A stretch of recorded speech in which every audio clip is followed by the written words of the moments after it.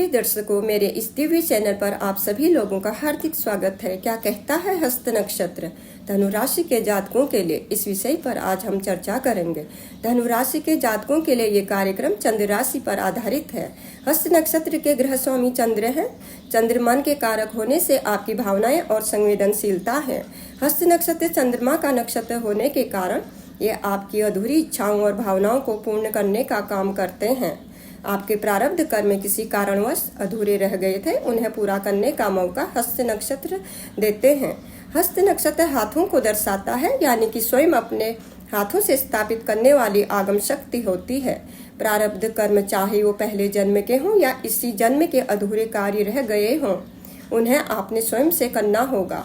इसमें आप दूसरों से सहयोग की अपेक्षा नहीं रख सकते हैं, क्योंकि ये आप ही के पुराने अधूरे रह गए कर्म हैं।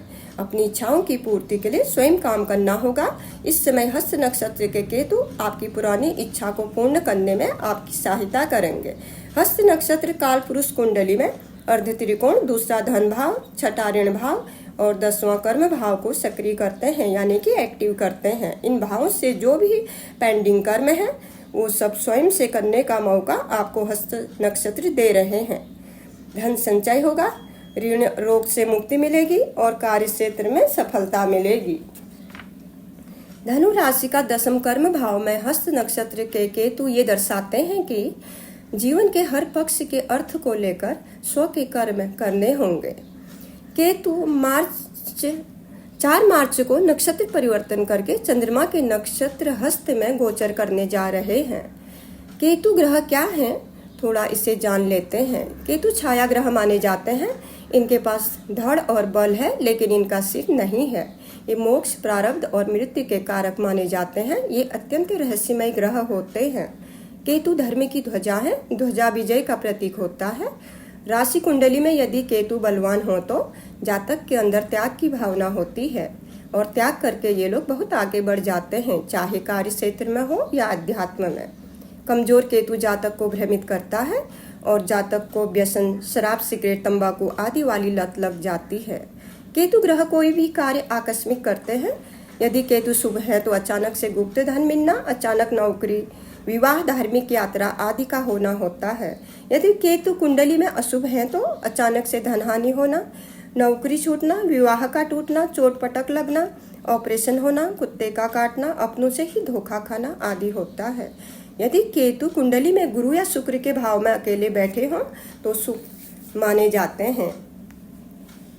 या गुरु से युति हो या केतु पर गुरु की दृष्टि हो तब भी ये शुभ माने जाते हैं, क्योंकि यदि केतु किसी ग्रह के साथ युति बना लें तो उस ग्रह का बल 5 गुना बढ़ा देते हैं। जिस भाव में ये युति बनेगी उस भाव की चीजों में वृद्धि होगी, चाहे फिर वो शुभ फल हो या अशुभ फल। केतु कुंडली में जिस भाव में बैठते हैं वहां पर एक कमजोरी तैयार करते हैं। जैसे 10वें में है तो कार्य क्षेत्र को लेकर या व्यवसाय, नौकरी को लेकर दुख देते हैं। इस दुख से विरक्ति पैदा होती है। पंचम भाव में होगा तो संतान कमजोरी होगी।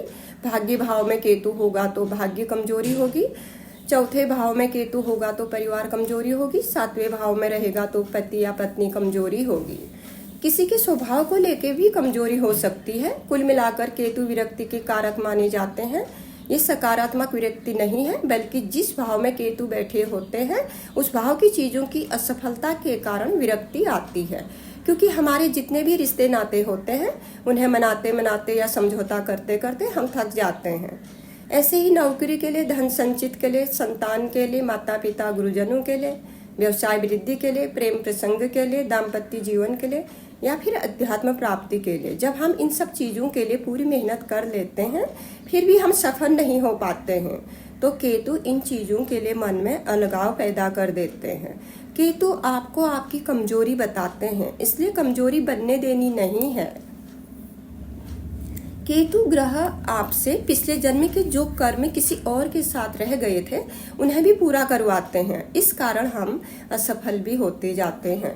केतु ग्रह की एक विशेषता है कि आप जिस चीज के पीछे भागना छोड़ देंगे वो चीज आपको मिलना शुरू हो जाएगी। इसका मतलब ये है कि आप निस्वार्थ भाव से कर्म करते रहें, किसी से लगाव न रखें और कोई अपेक्षा न पालें। मन में ये भाव रखें कि नेकी कर दरिया में डाल। तब जाके केतु का आपको शुभ फल मिलना शुरू होगा, क्योंकि ये अलगाव के कारक है। केतु के नक्षत्र परिवर्तन का धनु राशि के जातकों पर क्या प्रभाव पड़ेगा, इसका थोड़ा विश्लेषण कर लेते हैं। आपकी राशि के स्वामी है देव गुरु बृहस्पति। अभी वर्तमान में इनका गोचर मेष राशि पंचम भाव में है और 30 अप्रैल को गुरु राशि परिवर्तन करके छठे भाव में आ जाएंगे। केतु 30 अक्टूबर से दसम कर्म भाव में गोचर कर रहे हैं और 4 मार्च को नक्षत्र परिवर्तन करके चंद्र के हस्त नक्षत्र में गोचर करेंगे। अभी तक जो स्थिति है, गुरु से केतु छठे हैं, केतु से 8वें भाव पर गुरु है। गुरु केतु में षडाष्टक योग बनने के कारण केतु शुभ फल नहीं दे पा रहे हैं।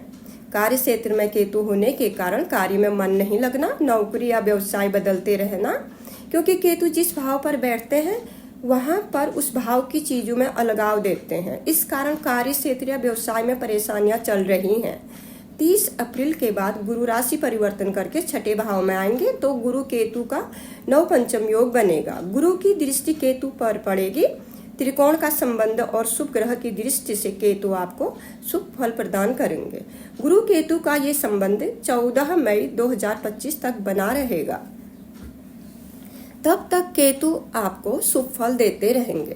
केतु बुध की राशि में होने से व्यवसाय में वृद्धि होगी, क्योंकि बुध व्यवसाय के कारक माने जाते हैं और सप्तम भाव भी व्यापार का माना जाता है। कार्य क्षेत्र या व्यवसाय में आप स्वयं कार्य करना पसंद करेंगे। इस बीच आप अपने कार्य क्षेत्र में किसी का भी हस्तक्षेप पसंद नहीं करेंगे। बुध और केतु के प्रभाव से आप अपने कार्य क्षेत्र में सफलता हासिल करेंगे। इस गोचर काल में केतु की दृष्टि कुंडली के दूसरे धन भाव पर पड़ेगी। दूसरा भाव जो होता है संचित धन का होता है। अभी तक षडाष्टक योग बनने के कारण धन का संचय नहीं हो पाया। आपके लाभ भाव के स्वामी शुक्र हैं। धन तो आपको मिला होगा लेकिन संचित नहीं हो पाया होगा। दूसरा भाव परिवार, भोजन और वाणी का भी होता है। परिवार से मतभेद हुए होंगे या उनके स्वास्थ्य को लेकर चिंता बनी होगी या परिवार से दूर रहे होंगे। यदि आपने अपने खान पीन का ध्यान नहीं रखा होगा तो पाचन संबंधी समस्याएं भी बनी होंगी। 30 अप्रैल के बाद गुरु केतु के नव पंचम योग बनने से ये समस्याएं दूर हो जाएंगी। कुंडली का चौथा भाव माता, मातृभूमि, घर, वाहन आदि का माना जाता है। इस भाव पर केतु की सप्तम दृष्टि है। माता का स्वास्थ्य खराब रहा होगा या माता से मतभेद हुए होंगे या माता से आप दूर रहे होंगे।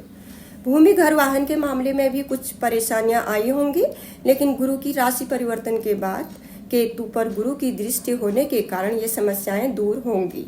साथ ही गुरु की कृपा केतु पर बनेगी और केतु कृपा आप पर बनेगी। 14 मई 2025 तक केतु का शुभ फल मिलता रहेगा। इस बीच विदेश जाने का भी योग बन सकता है। काल पुरुष कुंडली में चौथा भाव कर्क राशि चंद्रमा का होता है और चंद्र के नक्षत्र हस्त में केतु का गोचर है। जो लोग पानी का व्यवसाय, दूध से संबंधित चीजें और जूस इत्यादि का जो व्यवसाय करते हैं उनके लिए भी ये समय लाभप्रद रहेगा। छठे भाव पर केतु की दृष्टि पड़ेगी और दसम भाव पर गुरु की। छठे भावों की चीजों से केतु अलगाव करेंगे, क्योंकि ये अलगाव के कारक होते हैं। इससे ये लाभ होगा कि आपको ऋण रोग से मुक्ति मिलेगी। कोर्ट कचहरी का कोई मामला था तो समाप्त होगा। गुप्त रोगों, गुप्त शत्रुओं से भी मुक्ति मिलेगी। छठा भाव नौकरी का भी माना जाता है। नौकरी के भी योग बनेंगे। जो लोग सरकारी कार्यों से जुड़े हैं, जैसे मेडिकल के क्षेत्र से, शिक्षा क्षेत्र से, उनके लिए भी ये समय लाभप्रद रहेगा। कुल मिलाकर केतु का नक्षत्र परिवर्तन धनु राशि के जातकों के लिए शुभ फल लेकर आ रहा है। अब अंत में थोड़े उपायों की बात कर लेते हैं। केतु की शांति के लिए श्री गणपति अथर्वशीर से पढ़ें, अपाहिजों की सहायता करें और कुत्तों को भोजन कराएं। प्रिय दर्शकों, यदि वीडियो पसंद आई हो तो चैनल को जरूर सब्सक्राइब करें। वीडियो को ध्यान से सुनने के लिए तहे दिल से आप सभी लोगों का धन्यवाद।